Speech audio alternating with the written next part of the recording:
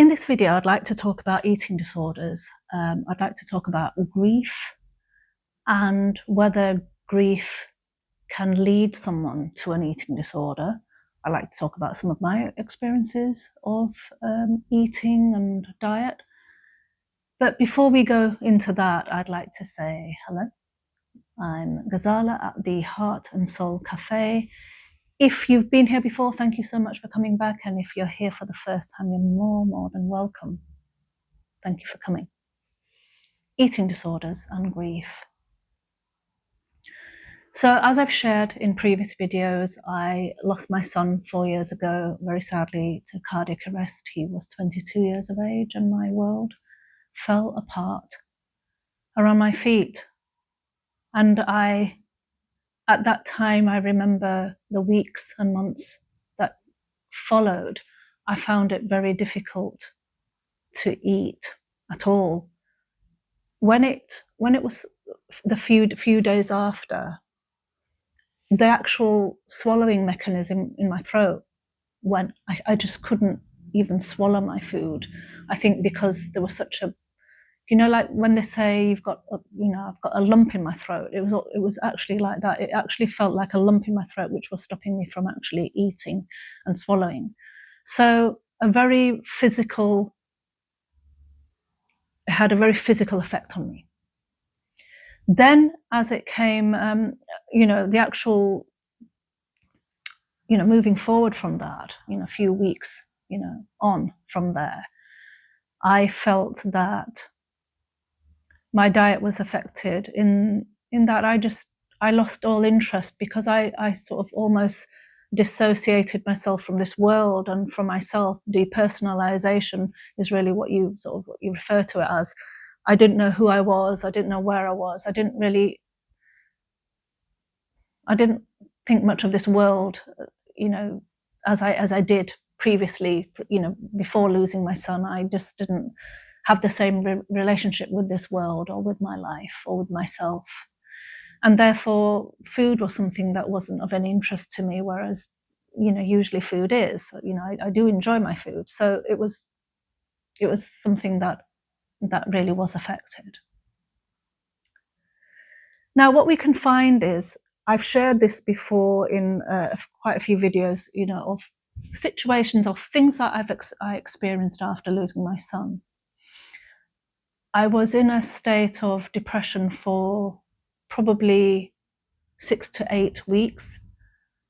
And I think my diet was impacted and my way of eating was impacted at least for 6 to 8 weeks. And I remember dropping quite a lot of weight and looking very, gaunt and just not looking very well at all.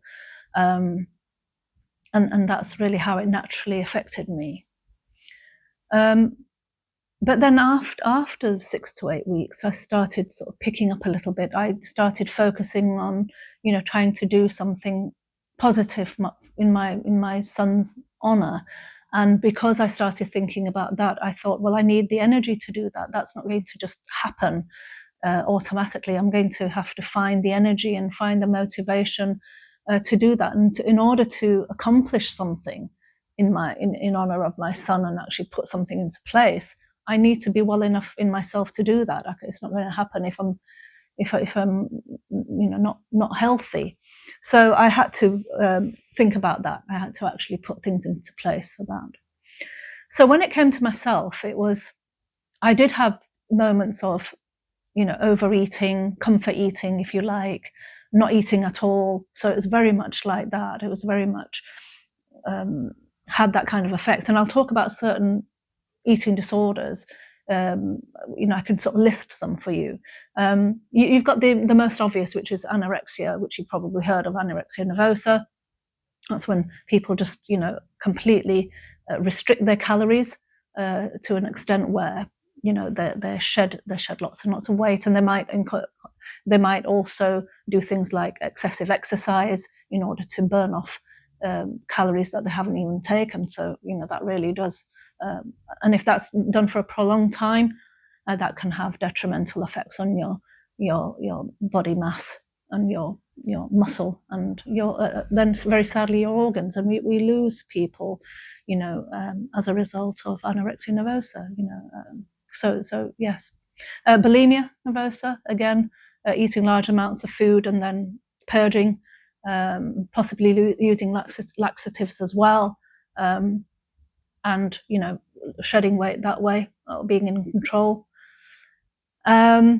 Binge eating, emotional overeating, which I've mentioned before. There's OSFED, which is other specific feeding and eating disorders.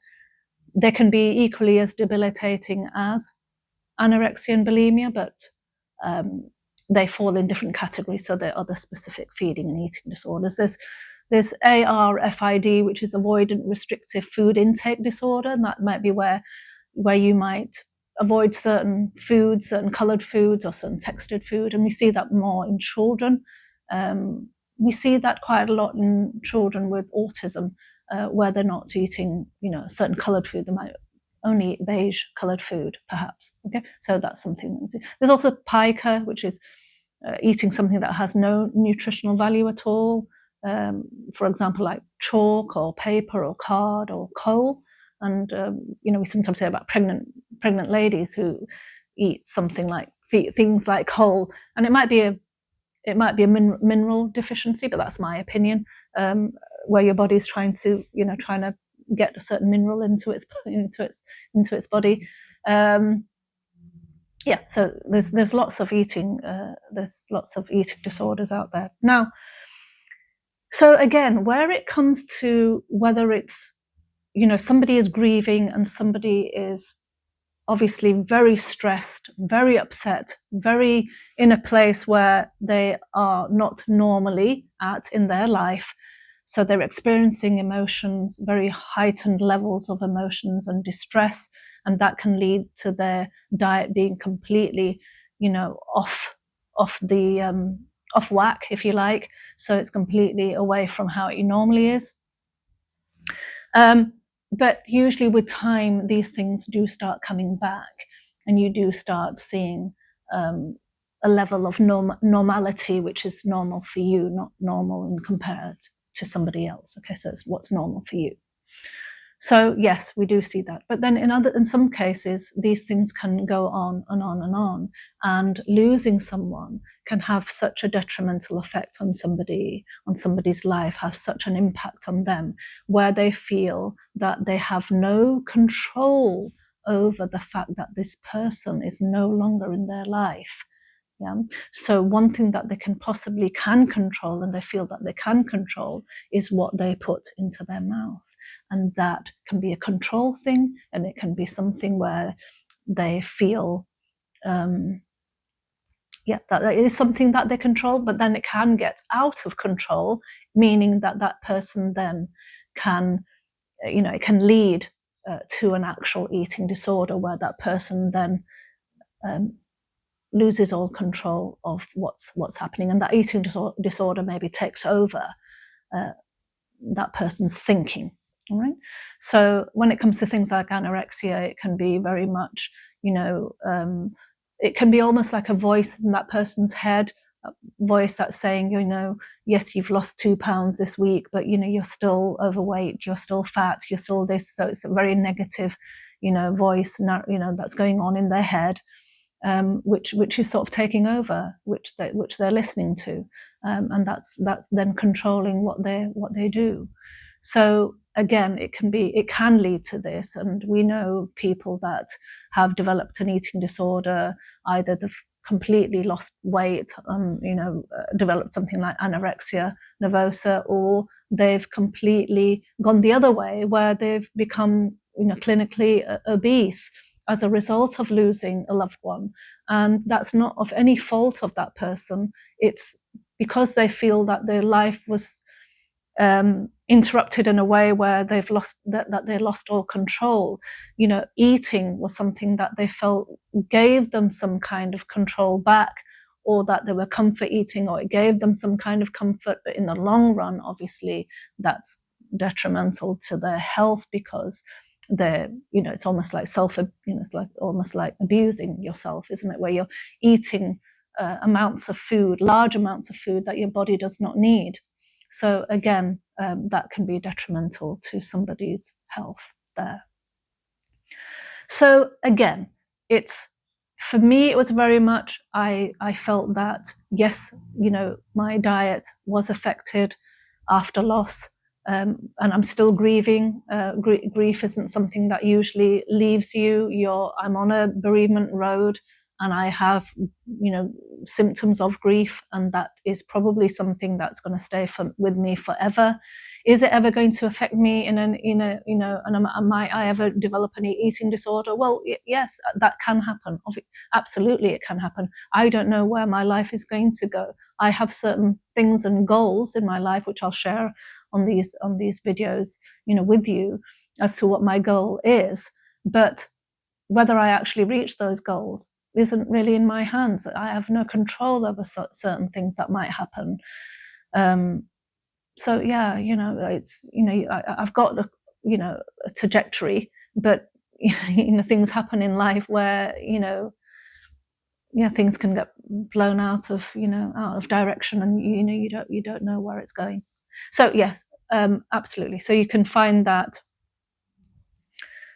for some people, an eating disorder is something that can develop on from grieving, and it's something that maybe gave them some comfort in the beginning, or gave them some sense of control, that then maybe went out of that, and because those symptoms become established, and I've talked about that before, the longer you stay in that way of life, let's say, a way of living, and those symptoms and things that you're doing, or those behaviors, more than symptoms, if you like, those behaviors are something that are more prolonged, that can lead to diagnostic criteria of a particular eating disorder. And that might be when, again, it's very difficult when you're in that place to take that first step and say, I think I need some help. But if you can do that, that's probably the best thing that you can do for yourself, is to say, I'm struggling here. I feel that I've lost control of something that I felt very much in control of, and I think I might need some help. So please do reach out for help if that's you. Okay. Again, when it comes to this platform that I am trying to create, it's a platform where, that person who's sat at home on their own, who's lonely, who's, grieving, who's turning to food for comfort, maybe you can just take that first step and just reach out and say, this is what's going on with me, and it's nothing to be ashamed of. Anyone can get into that place, where you might be right now, and it's nothing to be ashamed of. It's not a weakness. It takes courage to say, this is what's happening with me, and this is where I'm at. So, if you can do that, that will be, absolutely wonderful. Probably the best thing that you've, done for a long time. So, you never know where it might take you. It might just bring you in with people, your people. And I talk about that, finding your people so that you can make those meaningful connections with others who are experiencing things maybe similar to yours, where you don't feel as if, you're talking some foreign language when you are trying to explain to someone who's around you, perhaps, or someone that you do see now and again. And you don't feel that you're burdening somebody with what it is that you're, offloading, and you find that there's somebody who's willing to listen, and because that person is maybe experiencing something similar to what you're talking about. So that's really what it's about. Okay. So thank you so much. Thank you for coming. I wish you, if you found this video of help to yourself, or if you think that it might be of help to someone else, please do share it. Please do please comment and subscribe, because if you subscribe, then we're going to really build that community, and that's really what we want to do here. If we don't have the numbers, it's not going to happen, and I think that would be a shame. So please do that. And I look forward to seeing you in the next video. Until then, look after your hearts and souls. Okay, thank you.